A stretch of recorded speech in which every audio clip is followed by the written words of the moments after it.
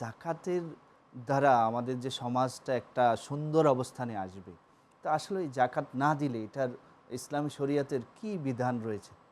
আসলে আমরা জাকাত শব্দের শাব্দিক যদি অর্থ করি, জাকিউন জাকাত, পবিত্রতা হাসিল করা। আল্লাহ রসুল কাল্লাহ বললেন ওয়াইউআল্লিমুল কিতাবা ইউযাক্কিহিম, আপনি রসুল আসবেন, মানুষকে কিতাব শেখাবেন, পবিত্র করবেন। জাকাত দেওয়া মানে পবিত্র হওয়া। জি। আমি অনেক টাকা কামালাম, কামাতে গিয়ে আমার ভুল ত্রুটি হয়ে যেতে পারে, হালালভাবেই কামালাম, ভুল ত্রুটি হয়ে যেতে পারে। যদি আমি 2.5% জাকাত দেই, তাহলে আল্লাহ রব্বুল আলমীর পক্ষ থেকে আমার এই মালটা পবিত্র হয়ে গেল। আর পবিত্র মাল ছাড়া তুমি ভক্ষণ করলে আবাদত তো হবে না, আপনার জি, জি। নামাজ রোজা কিছুই তো হচ্ছে না।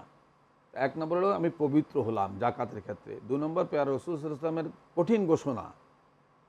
হযরত আব্দুল্লাহ ইবনে আব্বাস রাদিয়াল্লাহু তাআলা আনহুর সময়কালে মুজাহিদুল মাজালিসের মধ্যে পাওয়া গেল একটা লোক মারা গেছেন,